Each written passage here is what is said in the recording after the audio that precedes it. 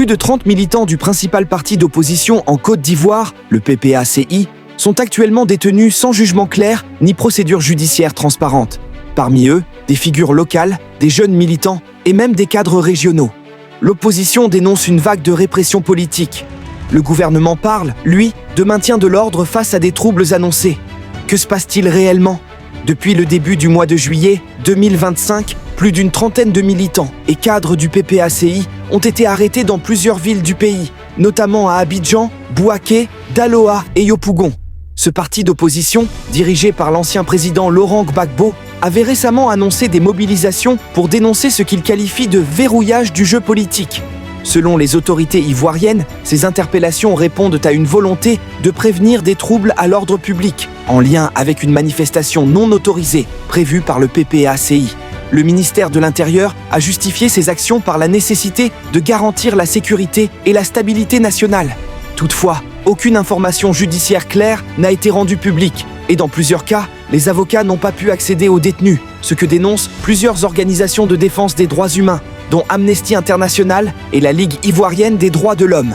Parmi les personnes visées, Justin Koné Katinan, porte-parole du parti, a été brièvement arrêté avant d'être relâché. En revanche, plusieurs coordinateurs locaux et responsables régionaux restent détenus sans qu'aucune date de procès n'ait été annoncée à ce jour.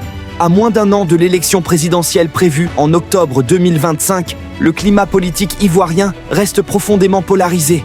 Le retour en 2021 de Laurent Gbagbo, acquitté par la Cour pénale internationale, a relancé les dynamiques d'opposition. En 2022, il fonde les PPACI, une nouvelle formation politique se positionnant comme l'alternative majeure au RHDP du président Alassane Ouattara. Depuis lors, le pouvoir en place, largement dominant dans les institutions, est accusé par ses détracteurs de verrouiller l'espace démocratique. Plusieurs ONG et observateurs internationaux pointent du doigt une commission électorale indépendante, CEI, perçue comme déséquilibrée, des difficultés d'accès aux médias publics pour l'opposition et une révision contestée des listes électorales accusées d'exclure arbitrairement certains électeurs. Dans ce contexte, les arrestations de militants du PPACI s'inscrivent dans une ambiance de méfiance croissante entre l'opposition et le pouvoir. Le spectre de la crise post-électorale de 2010 à 2011, qui avait fait plus de 3000 morts, hante encore les esprits. À l'époque, le conflit entre Gbagbo et Ouattara avait dégénéré en guerre urbaine. Aujourd'hui, la Côte d'Ivoire semble de nouveau à la croisée des chemins démocratiques. Depuis les arrestations de militants du PPACI en juillet 2025, plusieurs organisations internationales et acteurs de la société civile ont exprimé de vives préoccupations concernant le respect des droits fondamentaux en Côte d'Ivoire. Dans son dernier rapport semestriel publié en juillet, Human Rights Watch dénonce un usage abusif de la détention préventive à des fins politiques. L'ONG documente notamment des cas d'arrestation sans mandat, de détention prolongée sans chef d'inculpation et d'accès limité à la défense.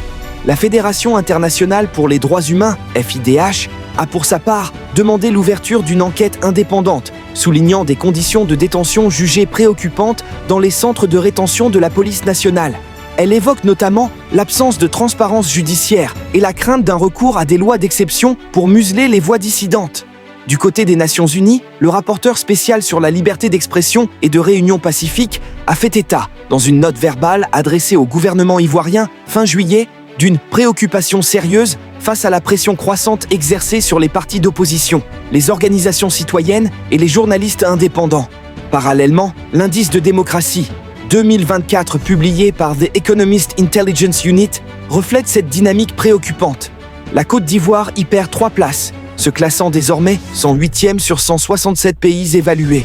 Le rapport évoque un climat restrictif pour les opposants politiques, marqué par l'usage croissant de l'appareil sécuritaire à des fins de dissuasion politique. Ces signaux d'alerte s'inscrivent dans une tendance plus large, la sécurisation de l'espace politique au détriment des libertés civiles, en particulier à l'approche d'échéances électorales majeures. La situation actuelle en Côte d'Ivoire ne peut être analysée isolément. Elle s'inscrit dans une tendance régionale plus large de réduction de l'espace démocratique en Afrique de l'Ouest, où les tensions politiques se traduisent de plus en plus par des restrictions aux libertés publiques et une instrumentalisation des institutions.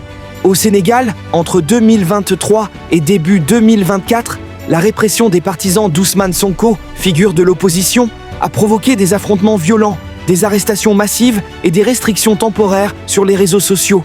Cette crise a débouché sur un report de l'élection présidentielle, déclenchant une crise de confiance institutionnelle, bien que partiellement résolue par la tenue du scrutin en mars 2024. Au Togo, la réforme constitutionnelle de 2024, adoptée sans véritable débat national, a transformé le régime en système parlementaire, permettant au président sortant de prolonger son pouvoir par voie indirecte. Cette décision a été accompagnée d'arrestations ciblées de militants et de journalistes, dénoncées par plusieurs ONG locales et internationales.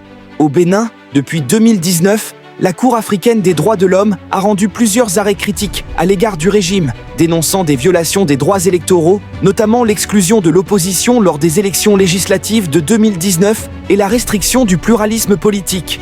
Dans l'ensemble, ces exemples traduisent une normalisation des pratiques autoritaires au sein d'États, souvent qualifiés de stables par la communauté internationale.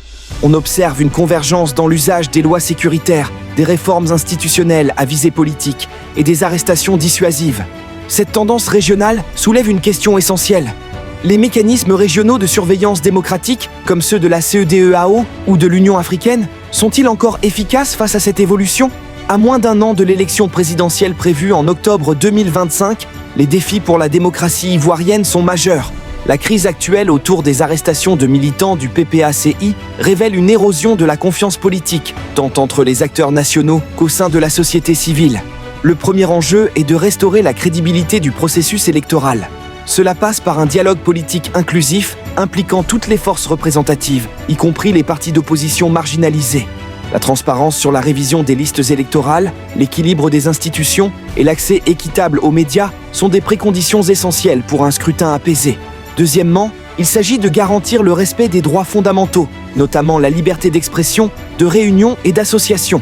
La fin des arrestations arbitraires et détentions prolongées sans procès serait un signal fort en faveur de l'état de droit. Troisièmement, la mise en place de mécanismes de médiation indépendants pourrait favoriser une sortie de crise. La CEDEAO, bien qu'affaiblie par les récents coups d'État dans la région, ou encore l'Union africaine, pourrait jouer un rôle dans l'accompagnement du processus électoral, à condition de disposer d'un mandat clair et accepté par toutes les parties. Sans avancée concrète sur ces trois fronts, le risque d'un retour aux tensions violentes demeure réel. La mémoire de la crise post-électorale de 2010 à 2011, encore vivace, souligne l'importance de ne pas sous-estimer les conséquences d'un blocage politique prolongé. En définitive, la stabilité ne peut être assurée durablement par des mesures sécuritaires ou coercitives. Elle repose sur un équilibre entre l'autorité de l'État et le respect des libertés démocratiques, socle de toute gouvernance légitime. Les arrestations de militants du PPACI en Côte d'Ivoire posent une question centrale. Peut-on encore critiquer le pouvoir sans risquer la prison ? Dans une région fragilisée par les coups d'État et les replis autoritaires, la Côte d'Ivoire est à un tournant.